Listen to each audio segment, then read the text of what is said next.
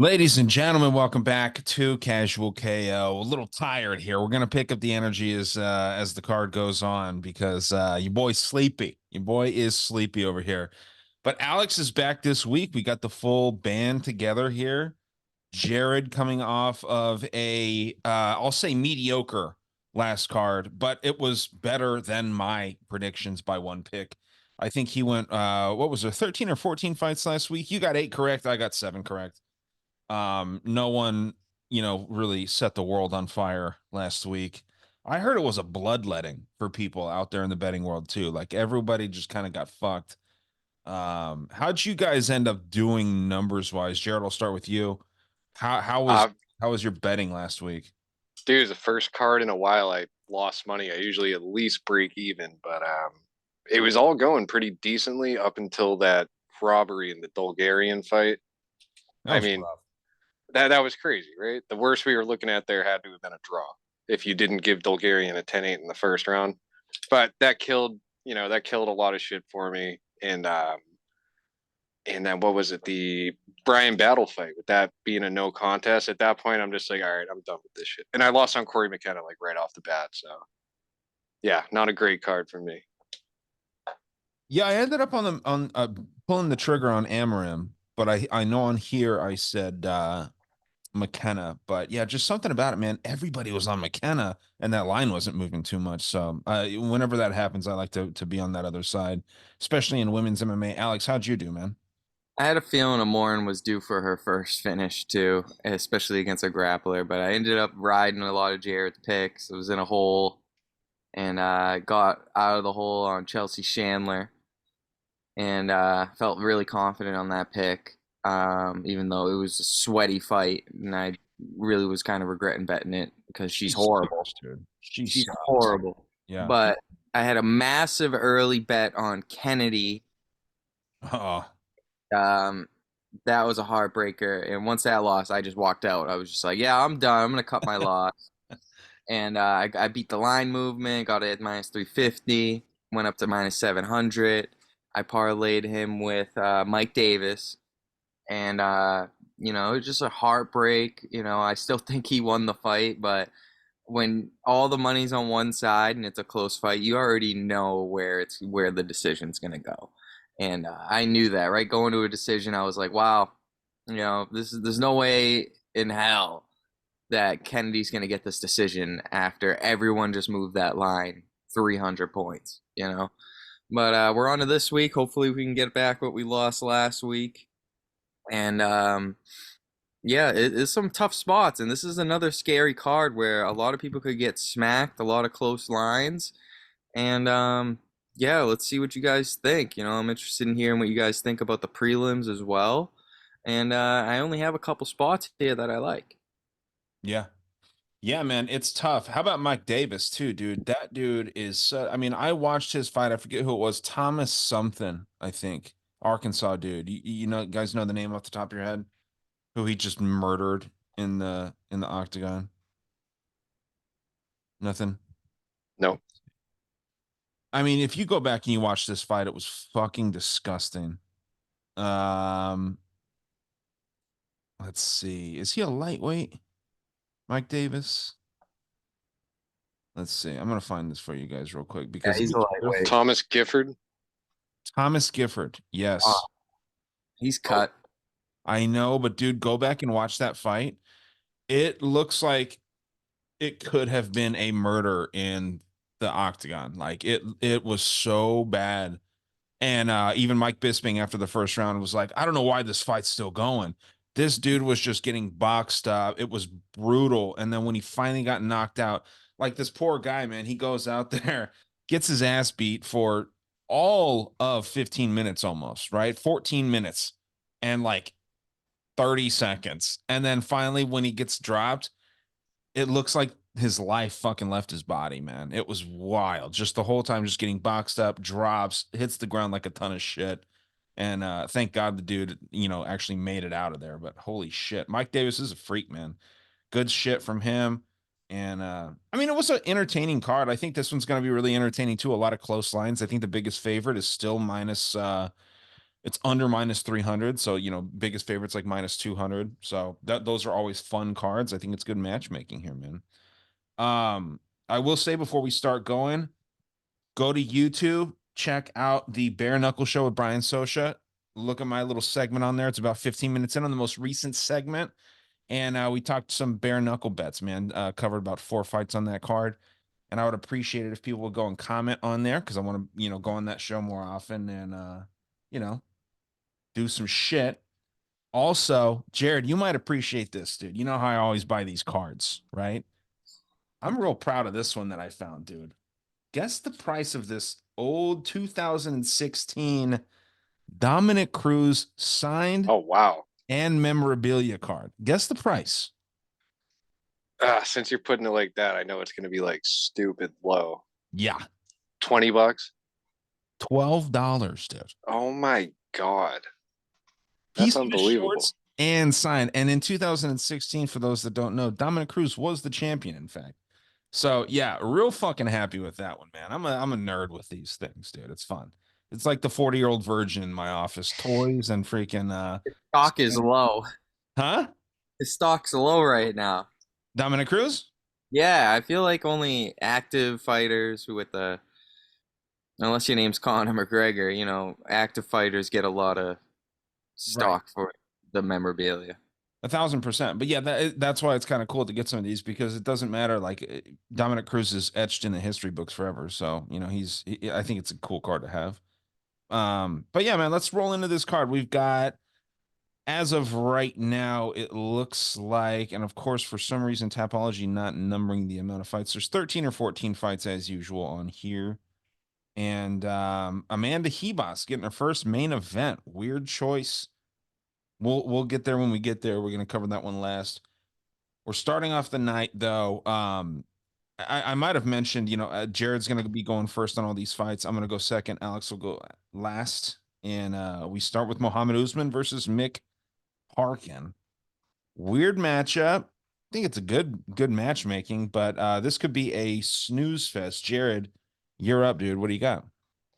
I don't got much for you, dude. I don't have a strong opinion here at all. I'm more interested to hear what you guys think because I don't think really highly of Usman. I don't really have much of an opinion on Parkin. All I know is he trains with Aspinall, and that's a bit about it. I don't think much of either guy here. I'm just gonna say Parkin by submission, round one. Just throwing darts in the dark, but I don't know. I think you guys might feel I have a little better opinion than me because I couldn't bank on either guy here. Yeah, I have a feeling that most people are going to be on Parkin, and I think that this is a really close fight. Parkin, that's like his best asset is that he trains with, the greatest heavyweight in the world in Tom Aspinall. I think he's better than John Jones, to be honest, especially at this age. If we go back in time, they fight each other in their primes. John Jones works Tom Aspinall. That's not the case now. Usman finds ways to win, dude. Usman, they call him the motor. I don't know how much of a motor he really is, but he finds ways to win. Yeah, he's taking people like Collier to decision and whatnot, but he finds ways to win. And I think that the UFC wants to build off that Usman name. Parkin, yeah, definitely good at what he does, but I'm not a fan at all. And I'm okay dropping this first fight of the night just by going with an underdog here. I'm going to definitely take Usman. I think that it goes to decision. I think it's sloppy. But if there is a finishing upside, I actually think that it's on Usman's side. It's interesting that you took sub round one, Jared, just because I don't think Parkin's dangerous, man. I know he's 8-0, looking really good on paper here, but I'm Usman all day, and I think it's decision. Alex, where are you at, man? I'm gonna go the other way. I like Mick Parkin here. I bet Usman in every single one of his UFC fights. Every single one.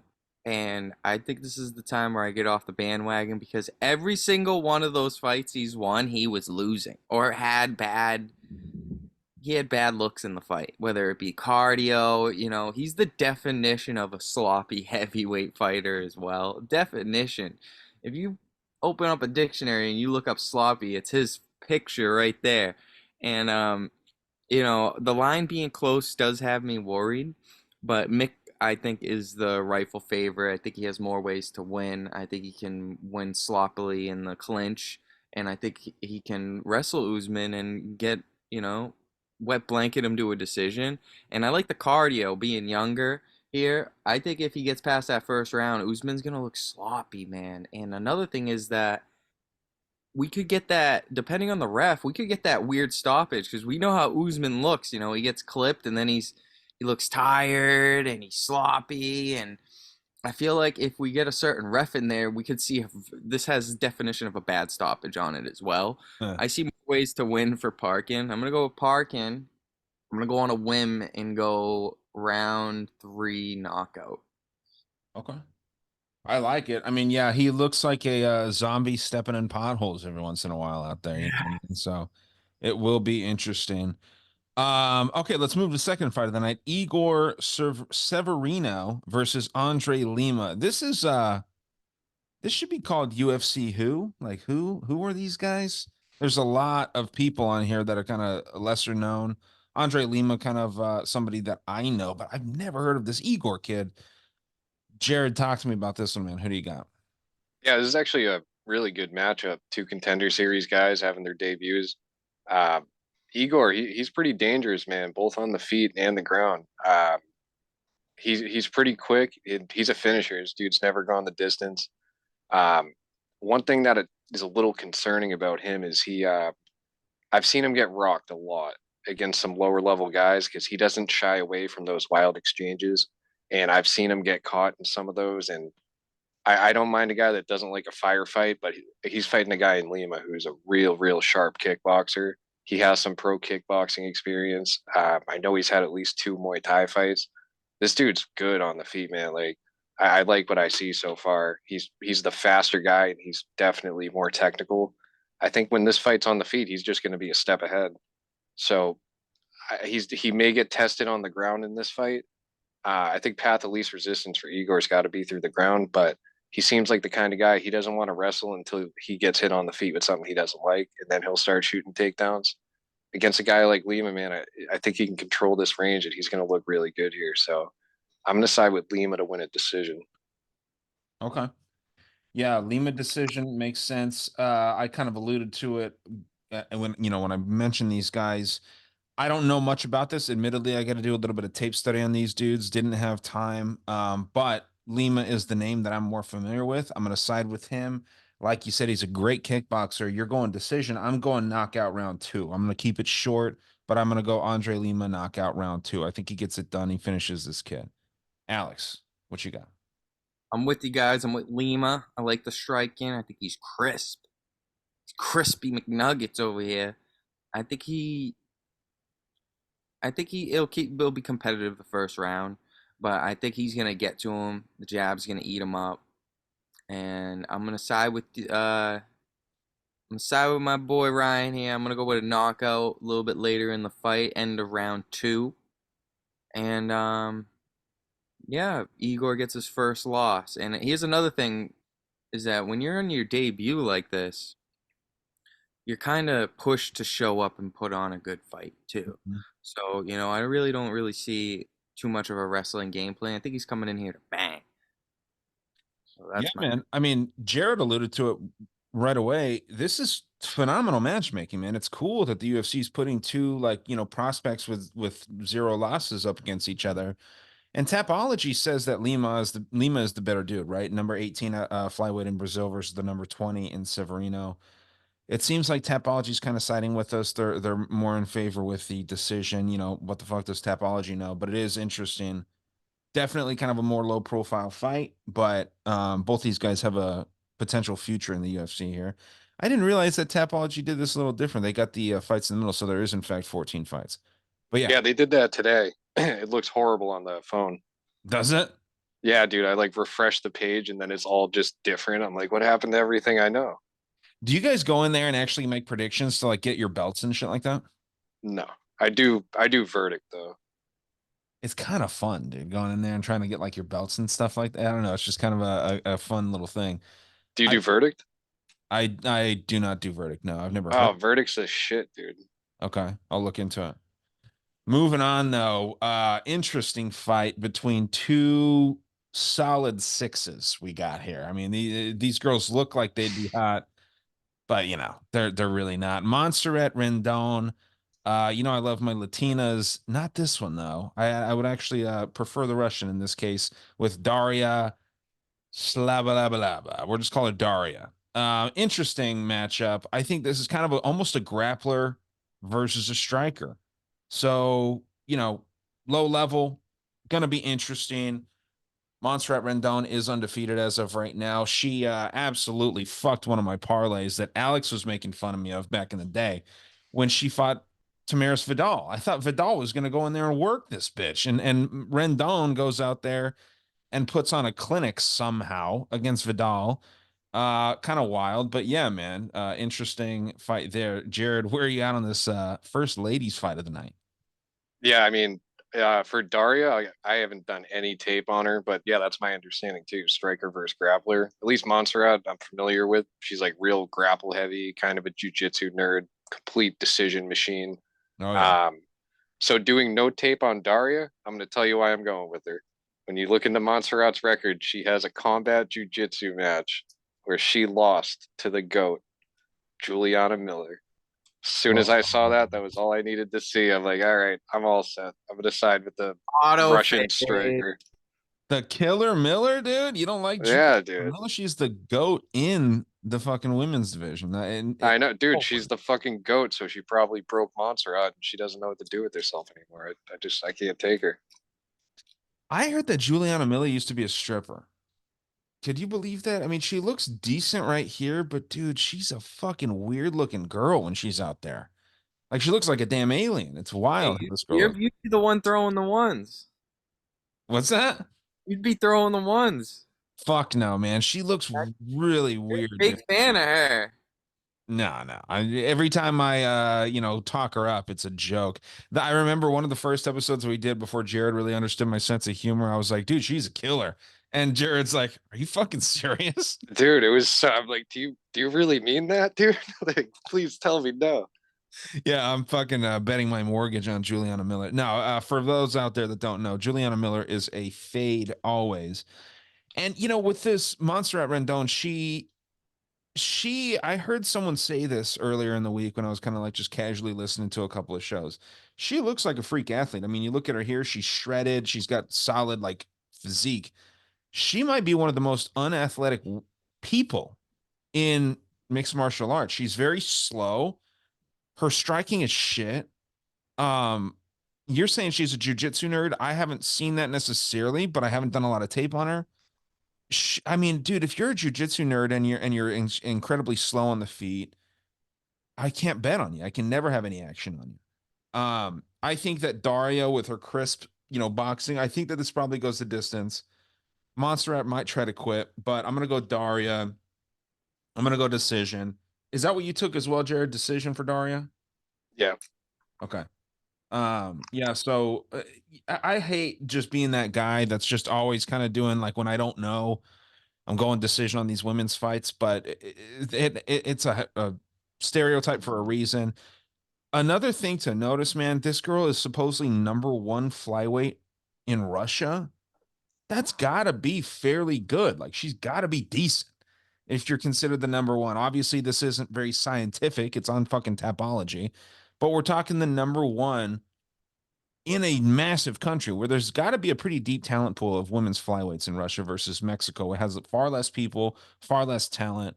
Yeah, give me the number one Russian flyweight in Daria. And we're not going to even try that last name, but Daria Z, I think she gets it done here. Alex, where are you at, man? You agreeing with us or are we stupid? 100% agreeing with you guys. But on paper, you would have thought the Mexican would have been the girl with the hands. But I see this fight playing out where Rendon wins the early round, wins round one, just pressuring, clinch, but then gasses out. Kind of like what we see from Bulgarian last week, but earlier in the fight. And then I think Daria takes over, gets a late KO, round three. Ooh. But I like the hands from Daria. And you got to think, growing up in Russia, she's probably, knows her way around a wrestling as well. So, if I'm gonna bet any striker. It's going to be a Russian striker because I believe that all Russians have wrestling in their back pocket. So maybe she'll have to take that out of the old toolbox this week and keep the fight standing. But if she keeps this fight standing, I think she has a 95% win rate on the feet, 100%. And she's the rightful favorite here, you know, coming in her debut, minus 220. That should tell you enough. Yeah, it's interesting that she is favored, but then again, what's her name? It just hasn't been impressive, man. Rendon just not impressive. I think she should have lost that last fight. There's no reason that Vidal should have given that up. I'm actually excited to talk about this fourth fight of the night. This one is it seems like we kind of start turning it up a little bit here after those first three kind of just, whatever matches. Stephen Wen versus Jarno Aarons. I'll pull this up here for us. Jared, where are you at here? There's another good matchmaking here. I definitely don't think Steve Nugent. People say win. That looks like Nugent to me. It's It's 100. pronounced win. Yeah. Yeah, you guys are nerds. I'm saying Nugent. Have you seen, So dude, on Family Guy? There's this great skit where Brian, the dog, is working in a call center and he's calling this girl and he's like, Mrs. Nguyen. Figure it out. And yeah, man, it's hilarious because everyone's seen that name and they're like, how the fuck do you pronounce that? But yeah, it's Wen. You can call it Nugent, whatever you said. It works. yeah, so I'll go with Nguyen. Okay. So Nguyen's like a real boxing heavy approach. He doesn't really throw a ton of kicks, and he's kind of had a weird route to get here. He had three contender series fights. The first one he got flatlined by a flying knee. Second one was kind of like a lackluster decision, which he didn't get a contract. And then they gave him another fight, and he knocked out that dude that Ludovic Klein just knocked out. So I don't really know how highly to rate this guy, like most contender series guys. But on the other side with Aaron's, I mean, he's 0-2 in the UFC. This is probably his last chance to show some promise, and I think he probably knows that too. And dude, he's a tough guy. He's got some solid kickboxing. I don't really see a lot of quitting him, man. This dude's tough. I think Nguyen's going to have a tough time with him in the later rounds. He might look sharp early, but I think I just think Aaron's is going to start to take over at some point. And so I'm going to take the guy that mixes it up a little bit more, throws more kicks, and the guy that I haven't seen get knocked out. So give me Aaron's by decision Wow. over Nguyen. It sounded like you were going Nguyen. I already had that written down for you. So yeah, we're gonna go Aaron's for you, and you said decision. Um, yeah, I disagree 100%, but I'm not, dead set on it. I just think that Wen is, I think he's the better fighter. I have zero confidence in Aaron's. I don't think he's a very talented dude at the UFC level. I think he'd go back down to LFA, wherever the fuck he came from, and he'll do fine. Where'd he come from? Brave, NFC, all these different things. I think that's kind of where he belongs. Maybe PFL, he could probably do pretty well there, but I don't think he gets a win in the UFC. I think Wen comes in here, I think he gets a knockout. I think it could happen fairly early, but I'll go round two, round three, just to change it up a little bit. I'll go Wen knockout round three. Where are you at on this one, Alex? I'm with Jared. I'm actually pretty impressed with Aaron's. You know, he had two close fights in the UFC versus a couple of vets. Well, against one vet, you know, Sungwoo Choi. And, you know, that William Gomez fight was super close, very close, back and forth. That was his debut.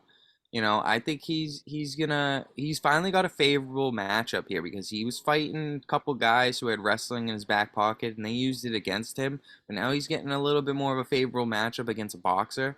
So I do agree that he's probably not going to be looking good early. He is low volume, but I think he has the power advantage here. And I think he's going to be losing the fight until he gets that knockdown. Then everything's going to be different. And I do like his top control as well. He does have good top pressure. I'm going to go with Aaron's to get his first win in the UFC. He's overdue. I thought he was going to beat William Gomez. I have lost money on him in the past. I might be a little bit biased in this spot. But yeah, that majority win, I had it going the other way. I thought that fight was super close, but I felt like I got robbed a little bit on that fight. But I'm gonna go with Aaron's. He has a good following in the Netherlands. I think they want that market, and he puts on a show. He's he's fun to watch. So I'm gonna go with my gut here, which is Aaron's. I do like the odds on it, dog money against a guy in his debut. Is it? Yeah, coming off a three Dana White Contender Series fights. Yeah. And red flag for me was when Wynn fought Elon Cruz. You know, I don't rate him highly at all. I think John Aaron's would burn through that guy. And yeah, I'm gonna go against the favorite here. You know, classic. This spot should pay the bills. Fading the Dana White Contender Series favorites in their debut, going back to the well. Yeah, it's almost a lock bet for some people out there where if these guys are just, favorites for no reason, they haven't proven anything. I just don't rate his wins very well. I mean, William Gomi, I don't think is worth a shit. I know a lot of people fucking like this guy, but if you remember, I think that this was this last fight in France when William Gomi fought this fucking pussy, Giannis Gamori, and like the guy kept trying to call the fight, and then the referee finally was just like, "All right, you're done, and you lost. We're not taking a break." This dude tried to take like 4 breaks in the middle of the fight, and Yanis was about to go out and just get absolutely murdered by who was it? Vinicius Oliveira. That would have been a fucking bloodletting if that would have happened. So I don't know, man. I'm not. Francis Marshall is one of William Gomi's wins too. I don't see it, man. I really don't see the talent there in Gomi. I know he's a marketable guy in France there, but yeah, give me I'll go against you guys. I'll double down. I think that Aaron's is not worth a shit. But we'll see. Okay, moving to the fifth fight of the night. Miles Johns. Everybody is going to tell you that this guy got popped for some kind of drugs and he's cheating and all this shit. It was Adderall medication. Okay. Same thing as Myra Buena Silva, who went on to fight for a fucking title. So they should have actually overturned. Miles John should be 4-1 in his last 5, not 3-1. He's taken on the very boring Cody Gibson that lost to Brad Katona pretty recently, if I'm not mistaken, right? That was his last loss. Yeah. Not a good look. I know Brad Katona is pretty good. But still, you can't have Moan Abe tattooed on your pec and then fight like a total beta. So I don't know what's up with you guys on this. Jared, go ahead. Alex, you can go. If I'm not back yet, I'm gonna run and go grab myself a drink. But yeah, where are you at on this one, Jared? I think you need to rewatch that fight. Is where I'm at. That was a great fight. It was a fun fight. I'm just saying, dude, you can't go blood and guts with a fucking Canadian. You know how I hold Canadian men's MMA. How Dan Hilliger looked last week. Not that good. I mean, he should have dominated this dude. He barely won. Oh, stop it! You just hate Two Canadians because more that rounds, one card. You hate Canadians. They're fucking soy. Go ahead. Regardless, I think Cody Gibson's a tough dude, and like someone else on this card from that season, The Ultimate Fighter, this dude hasn't had the easy path back to the UFC. He's a well-rounded dude, and I just like the way he fights.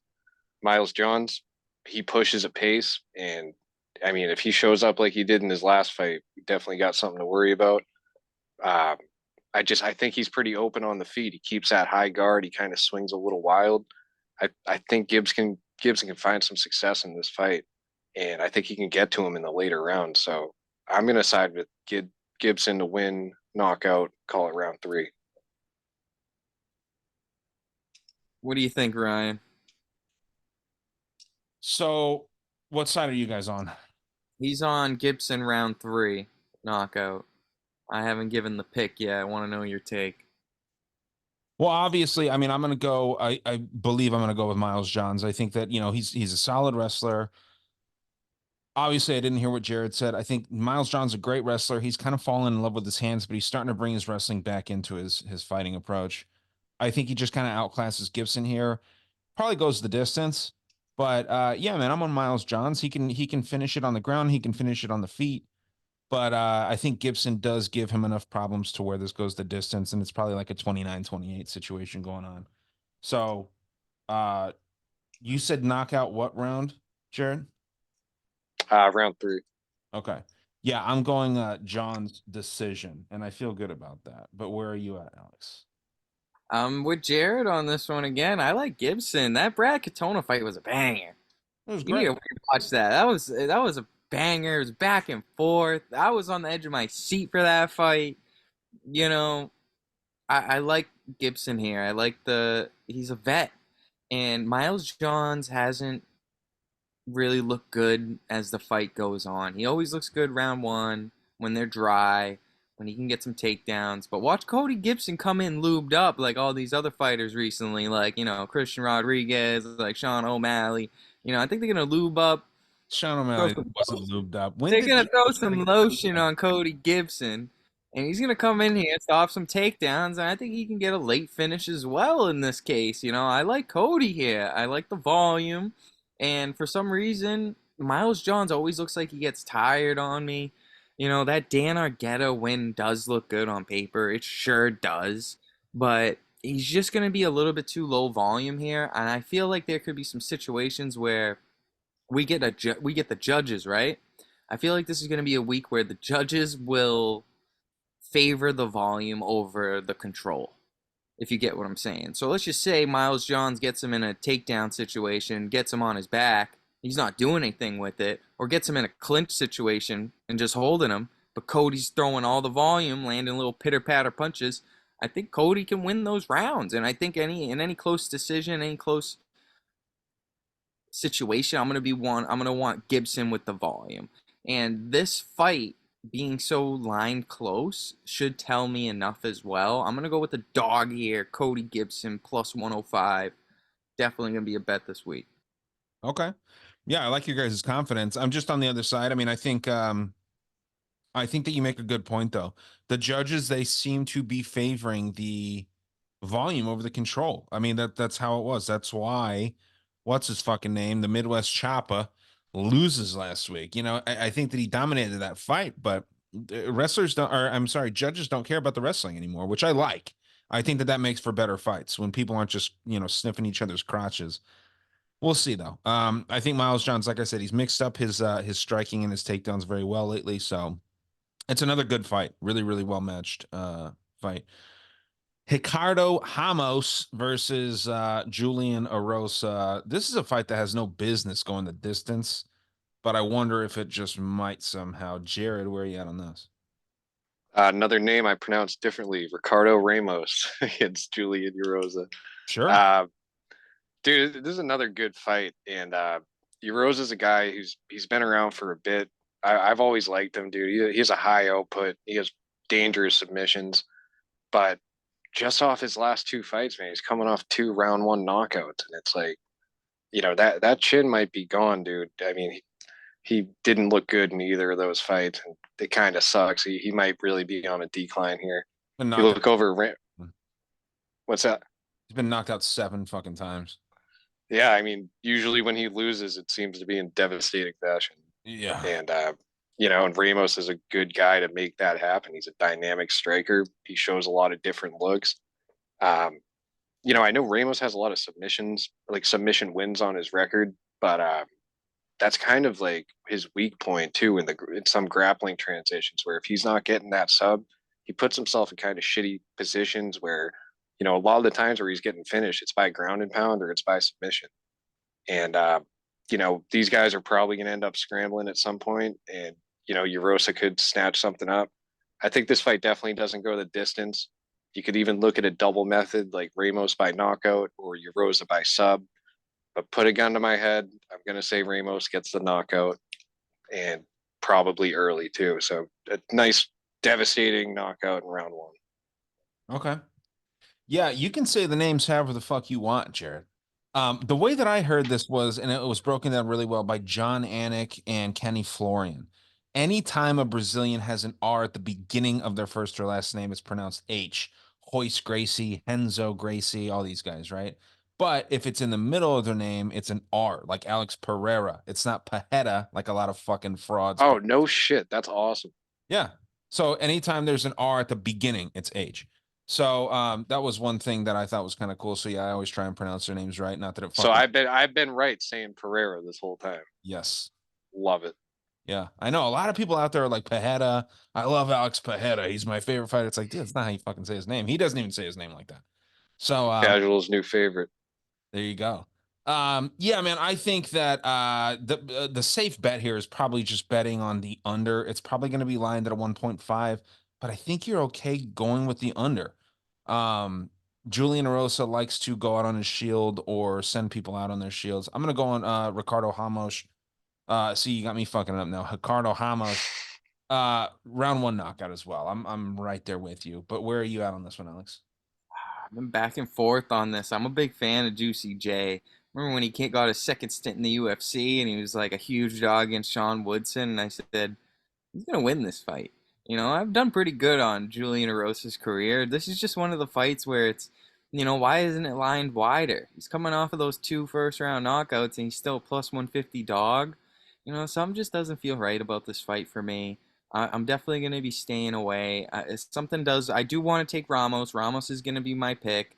When I first looked at this fight, I said, oh, I do want to pick Ramos, but the line being so close is making me hesitant for some reason. I just feel like Ramos should be a bigger favorite here, which means I should bet more on Ramos. I'm sorry. Ramos. Just to make you feel like maybe, I don't know if it'll make you feel more comfortable or not, but someone like Erosa, he should never be like a 3-1 underdog because he can go out there and he can finish anybody, but he's just, I don't want to call him spazzy, but he just goes out there and just fucking throws bombs, dude. And he's got zero defense, so I don't know. A sloppy guy, but it's just Ramos has been, that's the word I'm looking for here, inconsistent and not as dependable. But he's the younger guy. He's probably the guy showing more improvement between each fight as well. I'm gonna go with Ramos. I'm gonna go with decision, but I'm not super confident in this fight. Not super confident at all. Something's fishy about it.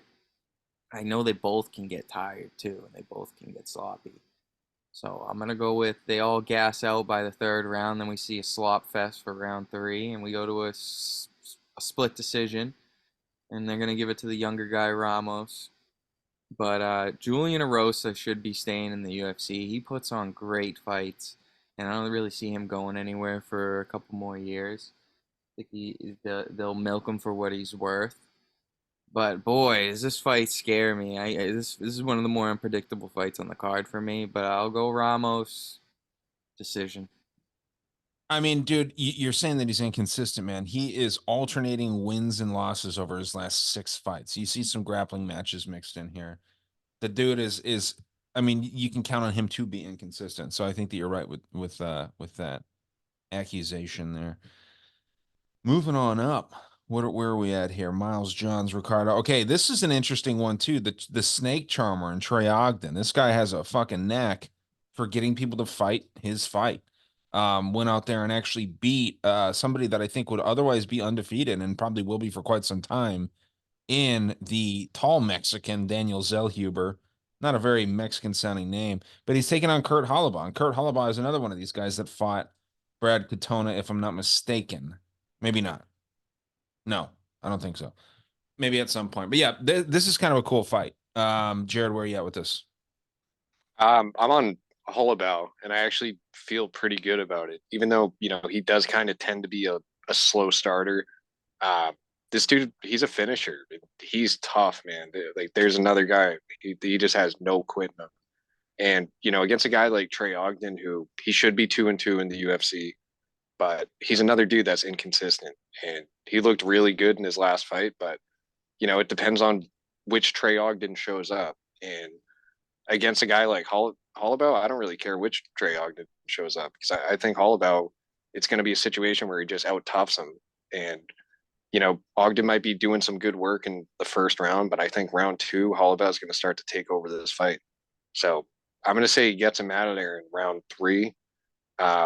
Ogden does have a good ground game, but I think that just means he's willing to play jiu-jitsu. So I'm going to go with Holobaugh to find a submission late, call it round 3. I've heard that take from some other folks out there too. I just don't agree. I think that Trey Ogden, he's found his niche. I think he's a coach somewhere. I'm not sure where. I don't know if it's a striking coach or a jiu-jitsu coach. Hopefully not a striking coach. He doesn't have the sexiest striking in the world. But yeah, man, I think that Trey Ogden's kind of one of these underrated dudes. He's one underrated veteran. I think he's going to go out there and probably.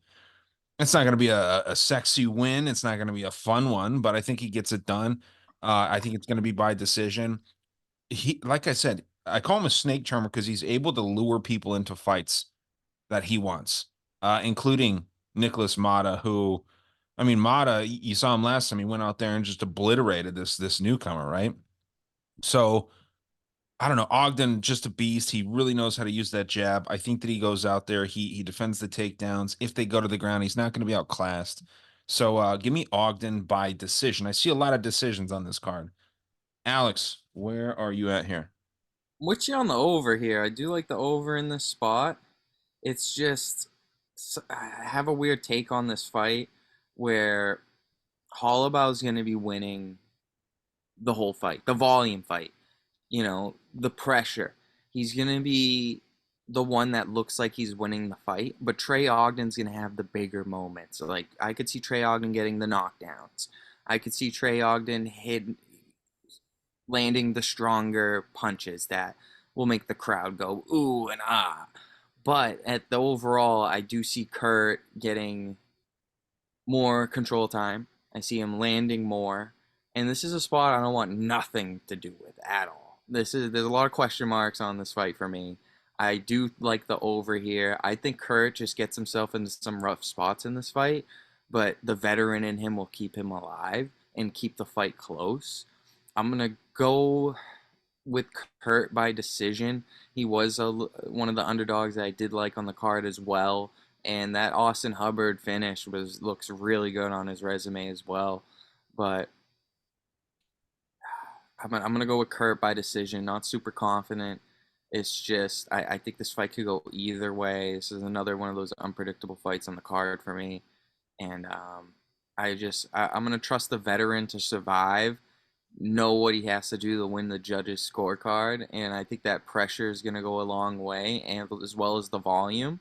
Even though if he gets hurt a couple times in the fight, I think he's gonna push through it, and I think he can get a split decision win here. Okay, so you got Kurt decision. Yeah, I mean, that's it's definitely a tough fight to call. You're probably smart to stay away from it.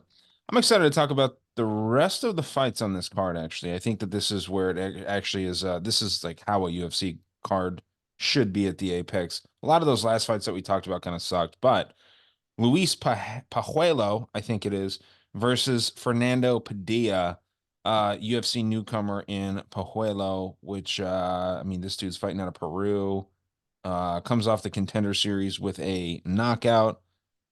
Fighting the Giraffe King, dude. That's what this guy's name should be. This guy's got the longest fucking neck I've ever seen. But what do you think about this matchup, Jared? Yeah, I don't really remember much about Pahalo. I haven't gotten a chance to do tape on him yet. I do remember that Robbie Ring fight, a dude who's like real wrestle heavy that they were gassing up before the fight. Of course, knocked him out. Padilla, I think he's good though. You know, he's one of the guys that devastatingly knocked out Julian Erosa, and he's tough. He's never been finished. He's got a height and reach advantage here, and his that fight against Kyle Nelson, uh, you know, he was fighting a vet that just kind of, you know, was fought the smarter fight against, you know, a young aggressive dude. So I'm just gonna hope that fight was a learning experience for him, and I'm just gonna take Padilla here to get a KO, and but I'm definitely gonna have to, you know, look into Pahello more. Okay. Yeah, I mean, it gets confusing, huh? Padilla, Pajuelo. But Padilla losing to Kyle Nelson. Kyle Nelson's kind of like turned over a new leaf, man. He's been the underdog twice in his last two fights, and he's won both of those. So He's fighting Bill Algeo next, and Bill Algeo's gonna stomp him. I'm max bet. dude, I Max saw that. bet in weeks. Let's go. I saw that, and I'm right there with you. I don't know about a max bet situation because this guy just finds ways to get shit done. But yeah, he's fighting Mr. Perfect, dude. Rocking the balance. Yeah, it's Oh, gonna. you can't bet him, dude. He's a Canadian guy. You're gonna break your own rule. No, I'm not betting him. Oh, You're Algeo. betting Bill Algeo, bro. Kyle Nelson. Yeah, no, I'll never bet on fucking Kyle Nelson, man. I can't bet on these guys. I can't bet on Canadians, man. There's just something about them where they're fucking horrible, dude. I don't know if you remember the last Canadian fight where not a single Canadian man won. You know what I Yep. mean? And they were match made so these fucking soy dudes could win. So it just never happened. They find ways to lose. That's why their country is going to shit even faster than the United States is. But yeah, dude, Fernando Padilla, I'm on this dude. I think that it's a buy low spot for him just because of his embarrassing loss to Kyle Nelson. I think he comes back. I think he proves a point, and I think he gets the knockout over Pajuelo, who hasn't fought at this level yet. So yeah, give me the Mexican over the Peruvian. Give me a knockout. I think it comes in round 2 though. So similar to what Jared said, but not as early. Alex, what do you think? I'm gonna go against the grain here, guys. I did some tape on Lewis, and he's a junkyard dog. He's a pure brawler. All he does is move forward. I think Padilla has to mix it up here. This guy is he's got that dog in him. He just moves forward. He throws haymakers. This is fight of the night right here. It really is. This fight screams fight of the night. If I could bet on it, and I wish I could bet on this to be fight of the night because it's on the main card for a reason. This is gonna be a scrap. And I like the junkyard dog here. You know, why is he such a small underdog? Padilla, he's the vet here in this situation, but you know, I feel like a lot of people are going to fade him too after that Kyle Nelson loss. It does look bad on his resume. I guess anyone losing to Kyle Nelson, it looks bad on your resume. Can I? But I'm going to go with Lewis. I like the pressure. I think he's going to tire out later in the fight as well. I think the round 3, he's going to be a little bit gassed because he does pour it all out into the first 2 rounds. But please do some tape on Lewis. This guy is a killer. And I just think he's going to overwhelm Padilla, especially early. And he's going to do so much damage that Padilla's not going to be able to get a late finish. And that I think Lewis is going to win a unanimous decision here and just beat down Padilla for 2 rounds. And he's going to survive the third, but the third's going to be boring. And it's going to be sloppy because they're both beat up. But this man does not move backwards. He consistently moves forward. And I'm worried about a flying knee. I think he does duck his head a lot, but I like Lewis here. He's just that junkyard dog. He's going to be the one moving forward. He's already going to win on cage pressure, in my opinion. I'm not worried about the volume because all he does is just throw. And we're going to see both of these guys get hurt in this fight. But I think they're both durable enough to go the distance. But I like the volume and I like the damage that Lewis is going to show. He's a junkyard dog. Please do some tape on him. He's a killer in there, and I'm a big fan of him already. I think the UFC do like him because they know this guy's gonna put on a show. You're not worried that he looks terrified in his Tapology picture? He looks scary, man. You watch one of his fights and you'll be like, this guy's got that's that killer instinct he's showing you right there. It Yeah, it's like scares. 1,000. Padilla's who looks scary? Padilla Lewis. Padilla looks like he's a middle school in that photo. Like, come on. I don't know. This guy looks like he's fucking scared of the photographer in Pajuelo, but I don't know. We'll see, man. It's gonna be interesting. Little Spanish lesson for you guys. Corazon de Leon. That's the heart of a lion. Trying to be like Anthony Smith, and that's never a good look. So I don't know. It's gonna be fun. I don't know, man. I tend to like to side with these tough Mexicans, dude. It's probably gonna go the distance. You said Pajuelo decision, yeah. So I mean, I don't see anybody finishing this Padilla character here, but I don't know, man. It's gonna be fun. This is a good one, dude. Billy Quarantillo versus Yusuf Zalal. Yusuf Zalal coming back after some time away. Excuse me, some time away. He was kicked out of the organization. But I'm a fan, man. I don't know where you're at with this one, Jared, but I've got some thoughts. Yeah, I mean, I was actually kind of surprised when they cut him. Like, I know he was on a 3-fight skid, but I mean, you look at the guys that he was losing to, all respectable names. And then he gets cut after a draw. I really thought they were going to give him at least another fight. Yeah. But, you know, it's good that he's back, though. I mean, he's definitely UFC level. He is on short notice in this fight. I think that's something really to consider. I think it's like 6 or 7 days notice. And, you know, Billy Q, I mean, that's a step up for him, man. Someone that got that dog in him. I mean, that's him. He's an aggressive dude, super high output. And you know, there's no quitting this guy. I mean, you're gonna really have to put him out to get him out of there. Uh, on a full camp, I think this fight would probably play out a little closer, but I feel I just wouldn't be confident taking Zalal coming back to the UFC on short notice against a guy that I think is highly of as Billy Q on the feet. I mean, maybe there's a path to victory on the ground, but I can't take Zalal here. Just being cut and coming back. I think the only reason he's coming back is because they had to fill a spot. But I think he will show that he belongs here. So I'm going to say this fight goes a distance. Billy Q by decision. Yeah, I mean that seems like what a lot of people are on, and I have a controversial take here, man.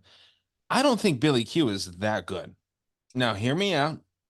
What's his best win? What's his best UFC win here? He hasn't really Uh, fought the great. Who's that? I was going to say that Anthony Hernandez fight was fucking wild. That's his best win. And that's not a very good win. Anthony, Got robbed against Burgos. And I had Burgos in that fight. He got robbed against Burgos. I give him that too. okay. Gabriel Benitez, I mean, whatever. Obviously, the dude's a legend and whatnot, but not. I don't hold him in that high regard. Did beat Kyle Nelson. I don't know, man. I just don't see the great wins. Jacob Kilburn, who the fuck is that? All Um, right, let me give you a little rebuttal. Who's Zalal's best win? Two of the three guys he beat in the UFC were cut. right. But this is why That's when Julian Rosa. this is why I think he's an underdog, right? Um, I'm there with you. Yeah, he hasn't beaten anybody great. But look who he's fighting. He's fighting the higher level of competition, dude. Ilya fucking Oh, absolutely. you know, Zalal is a fucking problem. The issue here, and you said it right away, Jared, where Billy Q, he's a dog, and the reason that he's a dog is because he's a fucking freak when it comes to cardio. He kind of fucks around for the first 2 rounds, it seems like, and then just turns it up in the third round. Zalal, if he's not heavily conditioned, he's gonna come in and he's gonna fade quick. My hope is that since he's from Morocco, I would assume that he's probably Muslim and therefore probably doesn't drink. That does wonders for someone's cardio when you don't drink. I don't know though if I can't prove that. That's just kind of what I'm hoping here. But I think Zalal wants to make a statement. I think that he comes back and I think that he wants to show the UFC that he belongs. And I think that he comes out here and he just dominates Billy Q. I've never bet on Billy Q. I don't I even bet on Damon Jackson, and Damon Jackson was fucking working him until he got tired, dude. And Damon Jackson is not a fucking good fighter. So if you go back and watch that fight, you'll see the same thing. I see you making a face, Alex. Watch that fight and tell me that Damon Jackson wasn't winning until he lost. So it's just it's one of those things, man. I'm on Zalal. I think he gets it done probably by decision again, but I think it's like a dominant 30-27. I'm Alex? with you on this, Ryan. I'm with you. I've been back and forth on this fight. I said short notice. Why is the line so small? They see a path to victory for Zalal, and I do too, because he can mix it up. I think he can. I really like to bet the over on this fight because I like both of their durability. I trust Zalal's durability more than I trust Billy Q's. So, I think, and I love betting these fighters when they get a second chance in the UFC because they're even more hungry to prove themselves. I use Julian Rosa as like one of my biggest examples of that, but they have a little bit more fuel to their fire when the UFC calls them back. And they go, oh, all right, you wanted to cut me? Cut me after I win this fight. You know what I mean? So I do like Zalal here. I've been back and forth this whole time. I know Billy Q is going to be a very popular pick this week. Mhm. I know it. And I know that line's just going to get even better and better, in my opinion. I think Zalal can win a decision here. I think he can mix it up. I think he can wrestle. I think he can win in the clinch. And, he could wet blanket Billy Q for a little while. I think on the feet, we're going to get out volumed a little bit by Billy Q, and I'm very scared of that. But, I like the younger guy here. We got the reach advantage. So I'm going to go with Zalal by decision. I'm not super confident. We could even see him get one of those rare finishes of him. I wouldn't be shocked if I see Zalal, finish Billy Q in this spot. But Man, I am not rushing to the sports book to bet this. It's just this fight is another one of those fishy fights on the card, and I feel like I'm gonna fade the public here. I'm gonna go with Zalal, split decision. Let's go. Yeah. I mean, the fact that Billy Q is 35 and at featherweight, this is when it seems like these guys start kind of falling off a little bit, right? So we'll see. I mean, there was another fight earlier where I think you guys both picked the older fighter by about 7 or 8 years. 30 something to 20 something age difference. And I tend to like to choose the younger fighters there. So cool. Yeah, it seems like we're all kind of agreeing this goes long, it sounds like. All right, dude. Solid fight. Couple prospects. I love this matchup. I think this is probably fight of the night. You mentioned another fight that was fight of the night. I think this might be it, man. Payton Talbott versus Cameron Simon. Never been a fan of Simon, but I don't know where to go here 100%. Where are you at with this, Jared? This is great matchmaking again. It's prospect versus prospect. I mean, this is probably going to play out to be a pretty close fight. Talbot, being a little bit taller, a little bit longer. Um, he's a dynamic striker, man. He shows a lot of different angles on the feet. He kind of is an expect the unexpected kind of guy. Simon's super well rounded. He's got good boxing. This is an awesome fight. If we get in grappling, these guys are going to be scrambling all over the place. I mean, on the feet, it's probably going to be close. Maybe Talbot has the bigger moments, but I'm on the Talbot side here. I think it's going to be a hard fought victory, but I think he's going to win a decision. And I don't know, one thing I've always felt about Simon is like I feel like this dude should be a flyweight. Like he just looks small. Like he just looks a little too small for bantamweight. I think flyweight he'd probably kill it, but I don't see it for him in this match. Yeah, he's not fast enough though. I think if you went down to flyweight, he would just be absolutely like outclassed as far as speed goes. I've never liked the guy, man. I watched his contender fight. I've seen every one of his UFC fights, including his contender series fights. And he was doing this weird. He fought this guy, Josh Wong Kim, who I'm not gonna act like I know who that was. But this dude, this Kim guy had this guy against the cage, and Cameron Simon looked at his corner and he looked like he was about to cry, literally. And he started slapping his ribs. He wasn't punching, he was slapping the guy's ribs while he was looking at the corner. And he was just like, is this what I should do? And I mean, he looked like such a pussy.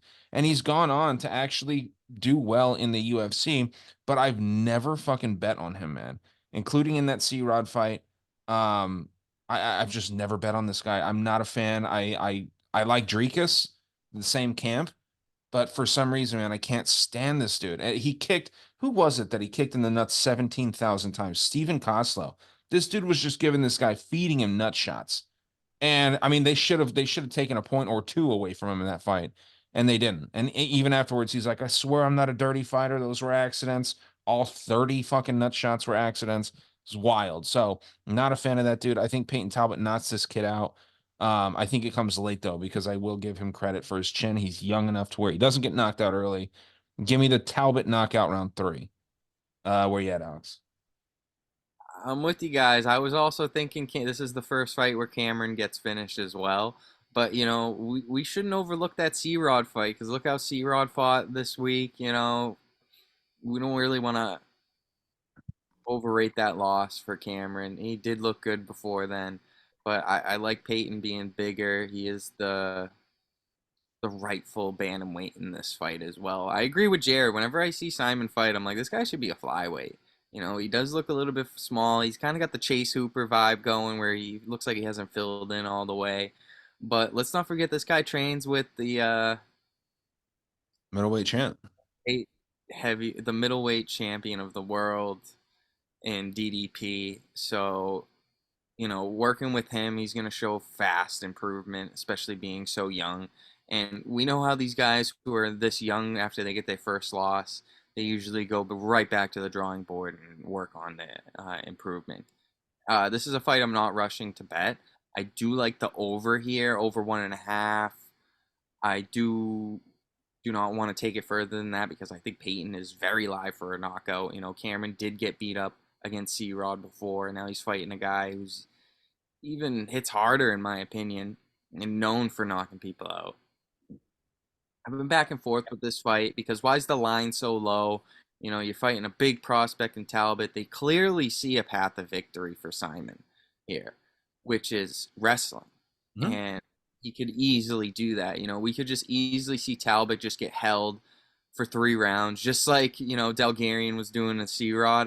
I'm very worried that we see that type of fight in this situation where just Payton just gets held and wet blanketed for 3 rounds and the judges have no way to rob the fight from him because there was no volume to compete. I'm scared of this fight. There's a lot of question marks here. You know, I think it is great matchmaking, in my opinion. Great matchmaking. But my gut is telling me this is going to be one of the first fights where Cameron gets finished. I do like Talbot, and I think anything super close, they're going to give it to Talbot as well. And yeah, I'm gonna go with Talbot round 3 knockout. I'm not super confident on it, but and I'm shocked to see all these Tabology picks picking Simon. You know, I thought that Talbot would have been the super popular pick of the week, but I know a ton of casuals going to be betting him. I did see that line going even higher, but I guess Simon's kept a little bit of his a little Stop. bit of community because you know that loss to C-Rod really doesn't even look that bad, especially after last week's robbery. Yeah, it's not a bad loss at all. It's just there's something about the guy where he looks like a nerd. You know, you guys are talking about how he hasn't filled out. He doesn't look like a fighter. You know what I mean? Talbot looks like he's a fighter. And similar to Chase Hooper, it's hard for me always to get to the window with Chase Hooper. He just doesn't look like a fighter, man. These guys they're kind of goofy little nerdy looking kids, but they can throw hands, man. So I don't know. Maybe we're falling into the trap of picking Payton Talbot, but I think he is the more appealing prospect, especially now that Simon's shiny zero has gone away. He's lost now. You know, the UFC tends to be pretty cruel to these guys after they lose. So we'll see what happens. But yeah, I'm on Talbot hard and I believe in it. I'm starting to really like the bets where it like starts round 2. Like if you pick a fight like this to start round 2, I think those bets are nice, man. They're usually wide Gonna line. be way too juiced. It's gonna be like minus 550, 600 in this fight, in Right, my but if opinion. you throw down a couple $100, you know what I mean? Like something that we know it's gonna happen. You gotta find other legs for it. Sure. Okay. Yeah, I just like those ones where it's like a guarantee. That's how betting should be done more often. People try and do these fucking $5 into, 15 leg parlays and shit, and those never hit, but it looks sexy where it's Well, like, look at me. I parlayed Kennedy last week with Mike Davis. Didn't even get even money, and I still lost. You know, you find those spots, you beat the live movement, you put your money in the right spot, and you'll still lose. yeah. That's what I mean, dude. I had Mike Davis parlayed up with fucking Brian Battle. That was a nightmare. So yeah, it was rough. Okay, let's move into the featured fight of the evening. Edmen Shahazyan versus AJ Dobson. I might have another hot take on this one, but Jared, you're up. Yeah, I'm all on Shabazi in here, man. I've always thought pretty highly of him. His 4 losses in the UFC, he's lost 4 of his last 5 fights. Those 4 losses, they're all the respectable guys. And, he's at Extreme Couture. He's good, man. I like everything about him on the feet. He's a young dude with real high level experience. And, against the older guy here and AJ Dobson, I mean, I don't know. I haven't been too high on him, though he has shown some durability. I don't know. I see the path for him here is probably through the wrestling, but even that, Shabazian has some underrated jujitsu. So I feel like the UFC is hooking Shabazian up here after some tough fights. So I'm all on Shabazian here, and might be a little bit of a sleeper bet, but I'm going to say Shabazian by submission round 3. Okay. I don't hate it. I'm gonna be on AJ Dobson, and the only reason, I mean, he's a good fighter. I think he's durable, like you said. He is a Mark Coleman fighter. And Mark Coleman really been going through it lately, man. This dude, I don't know if you heard about his whole thing with his dog. Yeah, yeah. No, I know. I had that thought too, but I'm like, I'm leaving all the outside shit out of it and just looking at how these two guys fight. Sure. I mean, it I makes totally get it though. yeah, dude. I think he's gonna go in there and he's gonna really be thinking of Mark Coleman and Hammer, dude. Rest in peace, Hammer. fucking gets me, man, when dogs die like that, dude. It's fucking so sad. I love dogs. I got 4 dogs myself. So I think Dobson's gonna come out here. He's gonna try and perform and dedicate this whole performance to, Mark Coleman and his family and his dog and all that stuff. And I think he gets it done, man. Edmen Shahazyan, good fighter, but dude, he's I don't know, man. This dude doesn't look like he's like deformed. Have you seen his fucking rib cage? This guy has like the most wild rib cage I've ever seen. I don't know if that's like a genetic mutation or what's going on with this guy, but something's up. I don't think he's like a born athlete. I think AJ Dobson kind of is. You're right though, Jared. This guy's striking is great, but I just don't see it. I'm not a Shabazian fan, and maybe I'm betting a little bit too much with my heart here, but I think AJ Dobson gets this done probably again by decision. Alex, what you got? I'm with Jared here. I think the sub comes early for Edmund. I think he has fought the better competition. I think the way that Dobson wins is by clipping the chin, which he easily could do. A good bet on this fight would be, a double method, because I think Dobson's a little bit more durable in the chin department. So you could go like Edmund by sub or decision, and then take the AJ Dobson by KO as a double method. But I think Dobson's only path to victory here is a knockout. And with that being said, at plus 150, that's not something I'd take. The only way I would bet Dobson is purely on the prop side at knockout, which would probably be good odds, probably around 250. Yeah, Take a look at that for you guys. 300. Dobson by KO is That's plus fine. 550. You Ooh, know, so that's actually pretty juicy. If I had to take a little punt on that, or anyone to take a little punt on that, wouldn't be mad at you. That's the way he's gonna win, in my opinion. I'd be shocked to see Dobson win on points. I'd be yeah. shocked to Dobson gets a sub here, but I guess he could get a club and sub. But I'm all over Edmund here. He's fought the better guys, and he always looks good round one. It's not often he's losing in round one. So I'm going to take Edmund to get the finish in round one. I'm going to lean the submission. And yeah, I'm not super confident on this fight either. I'm not rushing to the sports book to bet it. And I think this will be a good one to watch. Edmund always puts on a good show, too. Sweet. All right, co-main. Carl Williams kind of got fucked over here. He was supposed to fight Junior Tafa, who turns out he sucks ass. And Justin Tafa is not that bad. Never been taken down in the UFC. Those stats are a little warped because those guys that try to take him down are not very efficient with their takedowns. But you have Carl Williams and a big time wrestler versus Justin Tafa, who is exclusively striking. He's one of these Samoan dudes. He looks like he's melting when he's standing out there, just made of pure jello. But the guy can hit, dude. This guy's freaking powerful. Bad man, Tafa. What do you got with this one, Jared? Yeah, I mean, this is one that I'm really not going to put a ton of thought into. Just Tafa's, round one or bust. I mean, sorry, not round one or bust, but KO or bust. And Williams Duke can wrestle, and like you just nailed it. I know Tafa with that 100% takedown defense.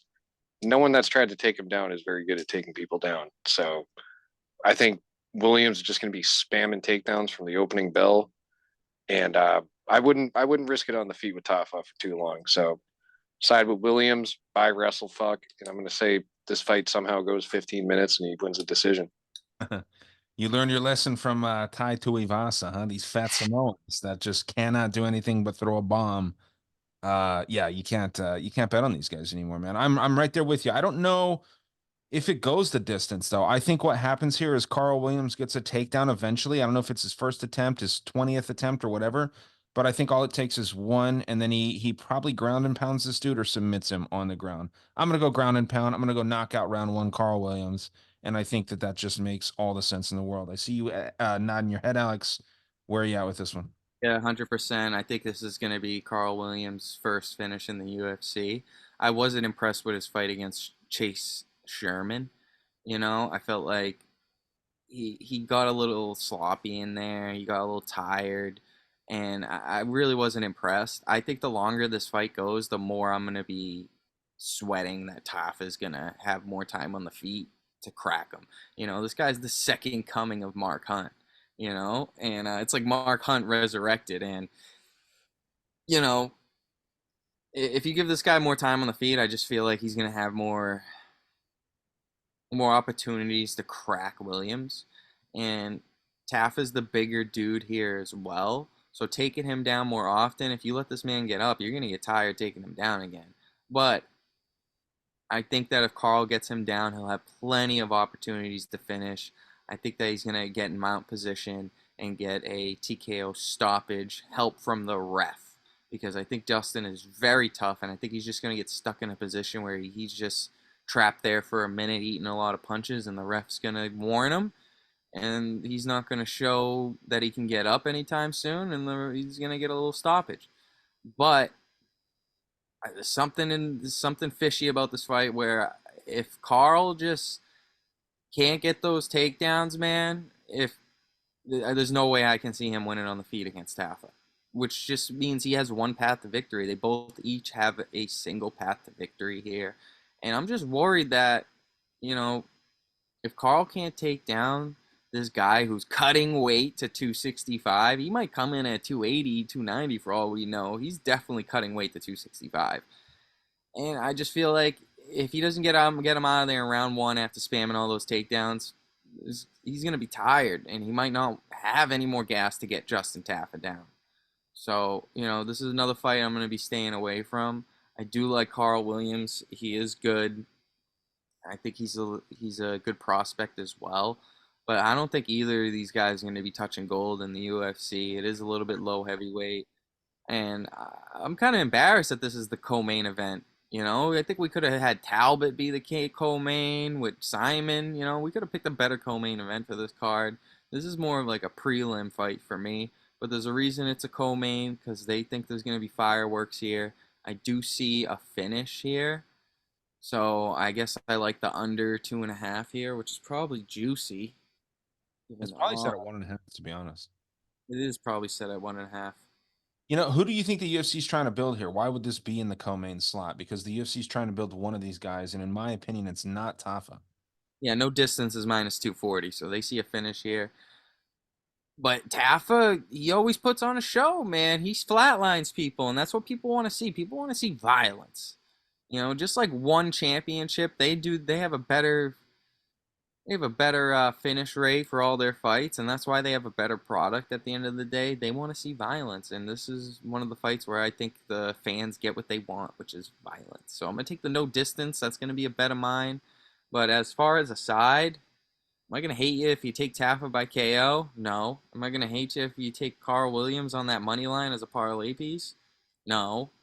But it's just something's fishy here. It just doesn't work right with me. Tafa by KO is plus 185. So, I mean, that's not worth it.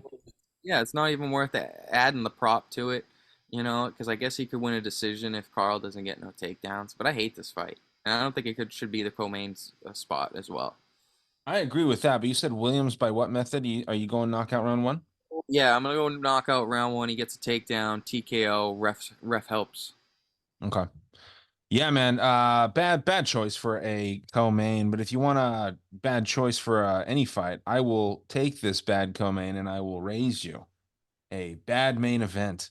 Amanda Ribas versus the most emotional person in the UFC in Rose Namajunas. Victim of pedophilia with her coach. What's that coach's name? Pat Barry. Yeah, Pat Barry. I mean, that dude's what a fucking freaking dude, absolute creep that dude is. So yeah, we got a groomed person here. Our coach is a fucking groomer. So we'll see what happens with this, man. Strange choice. I don't understand what the UFC is trying to do right here. I know that they love Rose, but I'm curious what you think about this fight. First of all, Jared. Yeah, it's kind of a weird one. I mean, I could really care less who wins. You're invested. You gotta, yeah. I mean, you gotta respect Rose's career, but man, yeah, she's fucking nuts. So like, I feel like you don't know which Rose is coming in there. I mean, we've seen her look great in the past, and then we've also seen her not show up at times. Dude, you've seen this girl head kick Zhang Weili and then stare at Carla Esparza. Wild. Rigged. Yeah, it's rigged. Yeah, Take sure. this bitch off. I could see that. But But yeah, this is a weird one, dude. But 5 rounds definitely helps Rose's case here. You know, cardio is probably one of her best weapons. Ribas, I mean, she is fairly high volume, but I mean, she's hitting air a lot of the time. She seems to overwhelm girls, but these girls are girls that are outside of the top 10 usually. And, you know, the one thing that I hear getting people on Ribas is Rose is moving up to, or was her last fight, she moved up to flyweight against Manon, and here she is again at flyweight. I mean, Ribas, she's not a natural. I mean, she's not a true flyweight. She floats between 115 and 125 a lot. So Tweener, 1,000%. I wouldn't, yeah, I wouldn't put too much thought into that. You know, Rose at 125 thing because Ribas is a 115er herself, which Rose is the champ of that division. I don't know. Weird fight. I respect Rose's career too much to go against her here. So I'm going to say she finds a late submission. Call it round 4. I like that. That's an interesting one. Submitting the BJJ player here. That's nice. And it is Ribas. It's Amanda Ribas, right? That R at the beginning, Amanda Ribas. I'm with you on this, dude. I just think that I think Rose finds a knockout, dude. I don't think that Amanda Ribas is very good, to be honest. She's good when she's fighting lower level competition. She's very fucking attractive. So I think that maybe that's kind of what the UFC is going for here is that they're trying to build Rose back up in a new division by, off this girl's name. She's gotten a lot of fans lately, right? She's got, and most of them are dudes, and they're liking her for all the wrong reasons because she's not very good. She got knocked out by Macy Barber. She came back pretty strong against Luana Pinheiro, who's not very good. But I think that Ribas is chinny. She's been knocked out how many times? 2 or 3, I think. Yeah, 3 knockout losses, 1 in the first round and then 2 in the second round. I think that we see the same thing, but I think it probably happens in round 3 or 4. Gun in the head, give me Rose Namajunas knockout round 3. Where you at on this one, Alex?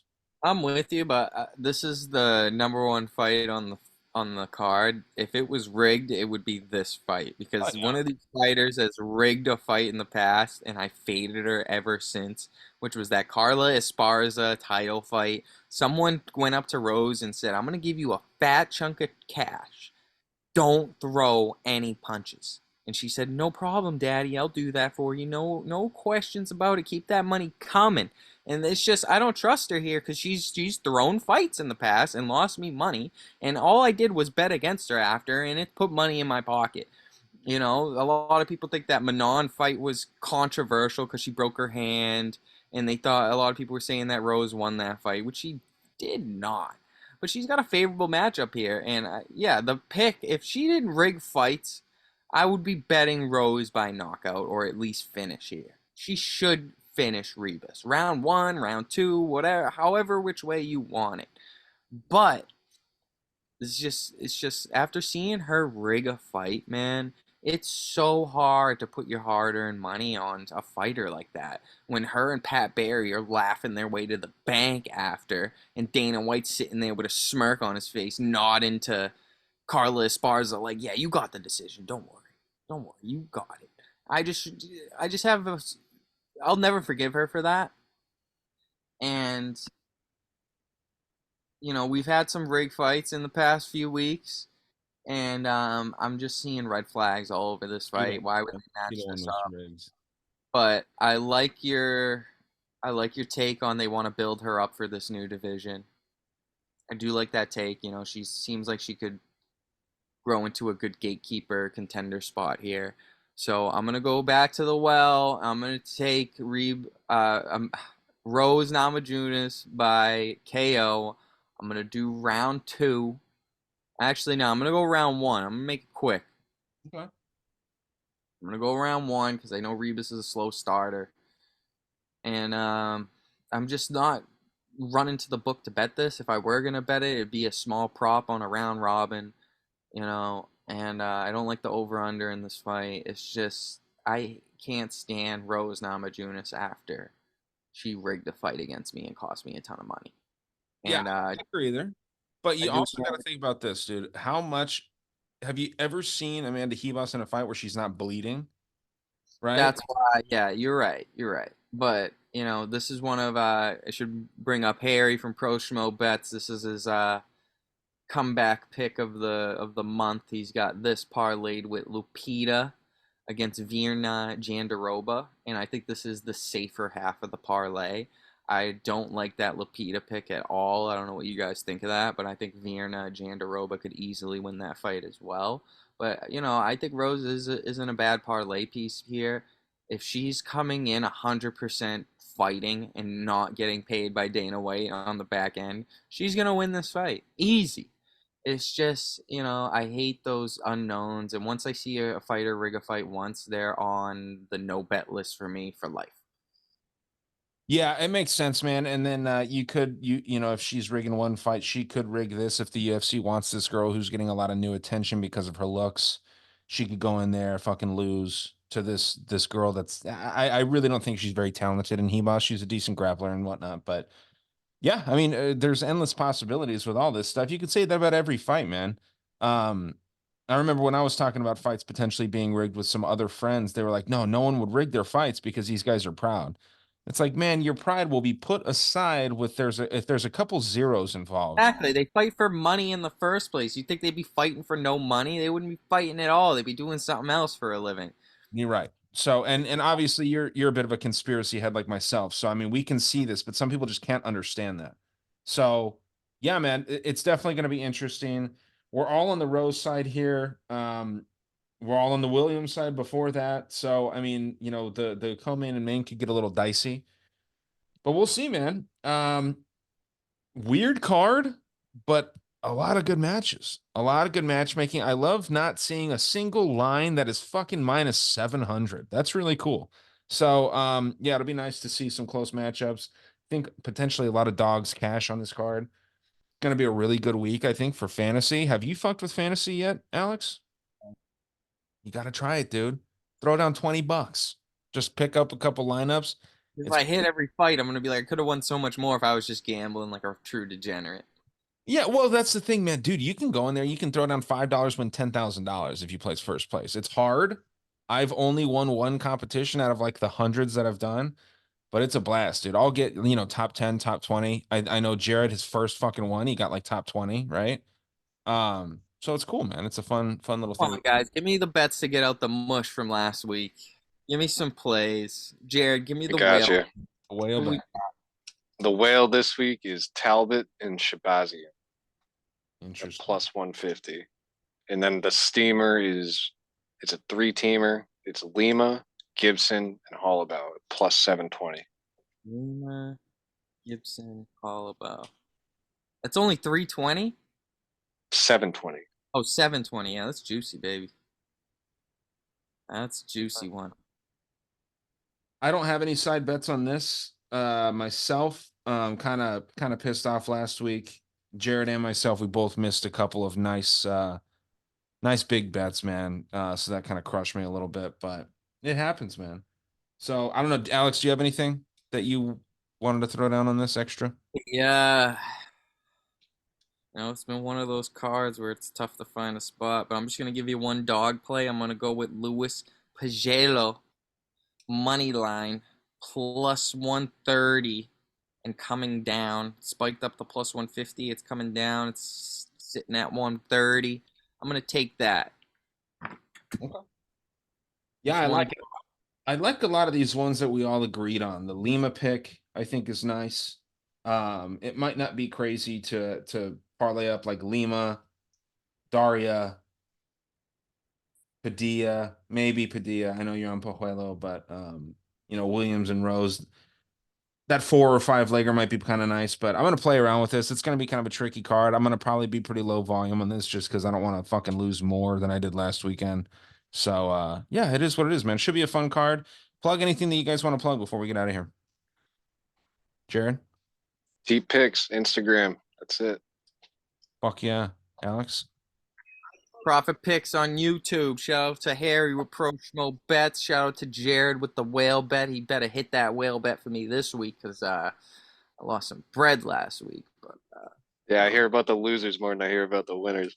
Oh, shut up! I gave you so much love for that winner, and I bet heavy on the one 2 weeks ago, but last week I only bet like a couple hundred on the Corey McKenna side. But I should have came on for that podcast because I thought probably would have talked you guys into a more, and because I went against my gut on that one. I was on a more. I picked McKenna, but I went against it last minute. That's why I really do want to do like a follow-up episode on Fridays if we have time, just because there's a lot of changes, especially as Interviews are big. Recommend you guys watch the interviews, and the weigh-ins always have some good information every once in a while. Whether it's injuries, who looks like shit on the scales, who comes in first, who comes in last, is always good information, and it all adds up. This is a game of information, and the more that we get, the more we can make a educated bet.